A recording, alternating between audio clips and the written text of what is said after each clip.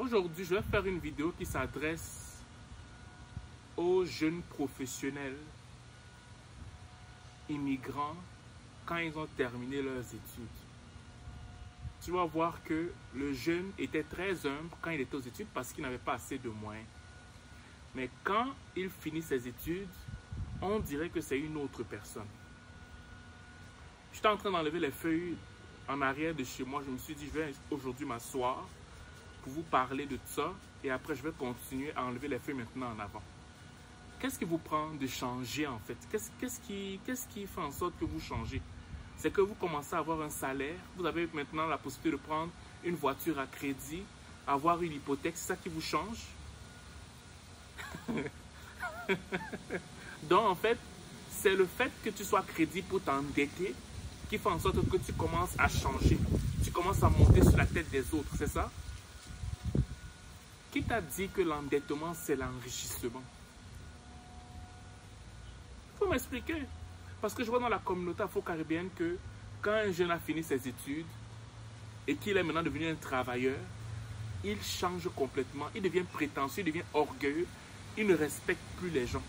Parce que lui maintenant, il a aussi une voiture, il peut se prendre un condo, bref, il est crédible auprès des banques pour s'endetter. Il faut arrêter cette caprice-là. L'endettement ne veut pas dire que tu es riche.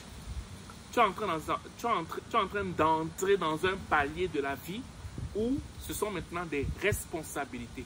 Oui, on te crédite des choses, mais ça ne veut pas dire que tu es riche. Non. Tu vas commencer à faire des nuits blanches à cause des responsabilités.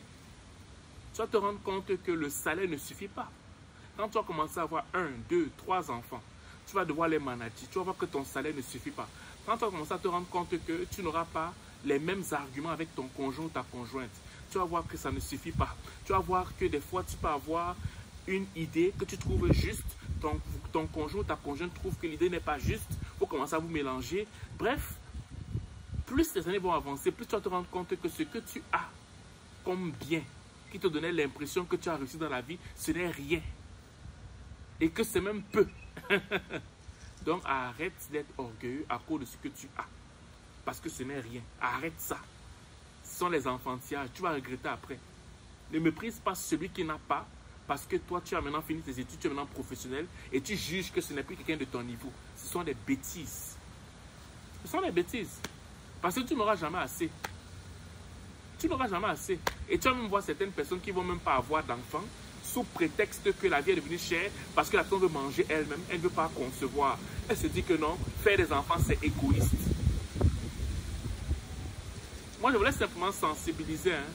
Donc, si vous voulez continuer à faire vos orgueils, continuez à faire comme si non, vous avez réussi parce que vous pouvez maintenant vous endetter, parce que vous avez la crédibilité pour vous endetter, continuez à faire ça. Vous allez passer à côté de grandes opportunités qui peuvent changer vos vies. Parce que les personnes qui ont réussi sont généralement très simples. Mais ceux qui n'ont pas réussi, c'est eux qui s'endettent. Tu vas les voir dans les grosses voitures. Oh, ok, ils n'ont même pas encore bien économisé, bien mis l'argent de côté. Il entre déjà dans les condos parce qu'il est un professionnel. Bref, moi c'est ce que je vais vous dire aujourd'hui. Si vous voulez continuer à faire vos bêtises, mais sinon, demain vous allez comprendre de quoi je suis en train de parler en fait. Nous on est passé par là, mais l'endettement ne m'a jamais passé à l'esprit d'être supérieur par rapport à un autre. Non, je vais recommencer. L'endettement n'a jamais mis en moi cette envie d'écraser l'autre. Jamais. Avoir une maison, c'est rien. Avoir une voiture, c'est rien. C'est rien. C'est rien. C'est rien. Arrête d'écraser les gens. Tu crois que tu as, mais tu n'as rien. Tout ça peut aller comme un vent, comme ça, si tu tombes malade. Tout ça peut aller comme un vent, comme ça, si tu perds ton emploi. Donc, tu as donc quoi? Tu n'as rien. Arrête d'embêter les gens ou de faire croire aux gens que tu as réussi alors que tu n'as rien parce que tu t'es endetté.